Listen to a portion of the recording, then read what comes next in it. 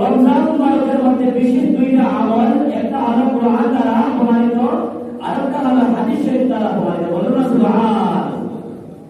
অতিরিক্ত দুইটা আমল 12 মাসের মধ্যে যে আমল আছে, এই আমল থেকে রমজানের মধ্যে দুইটা আমল অতিরিক্ত, যে দুইটা আমল রমজানের বাইরে 11 মাস এই দুইটা আমল নাই। একটা আমল কোরআন দ্বারা প্রমাণিত, আরেকটা আমল হলো হাদিস শরীফ দ্বারা সুন্নাত দ্বারা প্রমাণিত। সুবহানাল্লাহ। এই দুইটা আমল, একটা হলো রমজানে দিনের বেলায় রোজা রাখা, এটা আল্লাহর কালাম কোরআন দ্বারা প্রমাণিত। সুবহানাল্লাহ।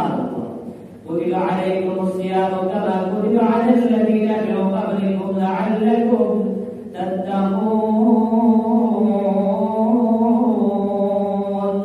الله تعالى রমজানের রোজা ফরজ করে দিয়েছে। সুবহানাল্লাহ।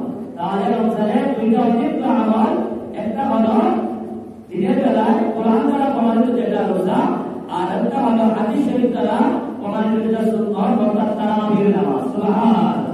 11 মাস রোজা রাখা ফরজ নয়, 11 মাসের মধ্যে তারাবির নামাজ সুন্নাত নয়, কিন্তু রমজানে দিনের বেলায় রোজা রাখা ফরজ আর রাতের বেলায় তারাবির নামাজ পড়া সুন্নাত হাদিস দ্বারা প্রমাণিত।